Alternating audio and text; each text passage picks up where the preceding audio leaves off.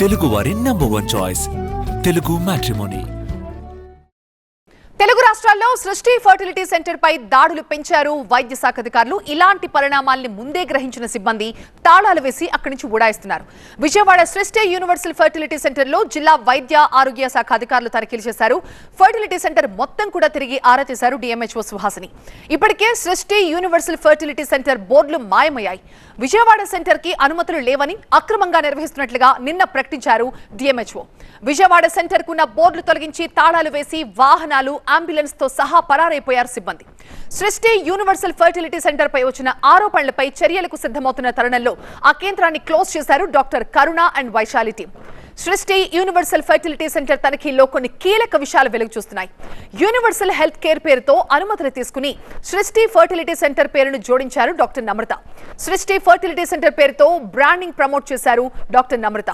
Universal సృష్టి fertility centre manager పై DMHO తీవ్ర ఆగ్రహాన్ని వ్యక్తం చేశారు. ఇంత వివాదం జరుగుతుంటే తాళాలు వేసుకుని వెళ్లిపోవడం ఏంటని ప్రశ్నిస్తున్నారు డిఎంహెచ్ఓ. లైసెన్స్ లో రిజిస్ట్రేషన్ ఉందని చెప్పారు సృష్టి ఫర్టిలిటీ సెంటర్ మేనేజర్. అయితే హాస్పిటల్ బోర్డు తొలగించి వాహనాలను ఎందుకు తీసుకువెళ్లిపోయారని ప్రశ్నించారు. హాస్పిటల్ ని ఎందుకు క్లోజ్ చేశారంటూ నిలదీశారు అధికారులు. మాకు పెట్టిన యూనివర్సల్ హెల్త్ కేర్కి సంబంధించిన అన్నీ ఉన్నాయి ఇక్కడ. దానివే అంటే రిజిస్ట్రేషన్కి సరోగసీ కానీ, తర్వాత బ్యాంకు కానీ, తర్వాత వీళ్ళకి రిజిస్ట్రేషన్ మిగతావన్నీ, అలానే విఎంసీకి ఇచ్చిన వాళ్ళు రిజిస్ట్రేషను, పొల్యూషను, ఫైర్ ఎన్వెన్సీ అన్నీ కూడా యూనివర్సల్ హెల్త్ కేర్ పేరు మీదే ఉన్నాయి. ఏ ఒక్కటి కూడా ఇప్పుడు మీడియాలో వచ్చినట్టు మీరు అడిగినట్టు ఆ పేరు మీద ఏదీ లేవు. మేము వచ్చినప్పుడు అలాంటి బోర్డులు ఏమీ లేవు. మాకు యూనివర్సల్ హెల్త్ కేర్, మా దగ్గర ఫొటోస్ కూడా ఉన్నాయి. మేము వచ్చినప్పుడు హాస్పిటల్ పేరు, మేము అక్కడ ముందు నుంచి కూడా ఫొటోస్ అన్నీ దిగుతాము. అందులో కూడా యూనివర్సల్ హెల్త్ కేరే ఉంది. ఇలాంటి పేరు ఎక్కడా కూడా లేదు.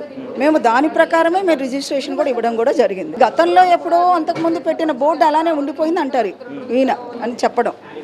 మేబీ తర్వాత ఒకవేళ మార్చుకొని ఉంటే మాకు ఖచ్చితంగా వాళ్ళు పర్మిషన్ కోసం పెట్టాలి.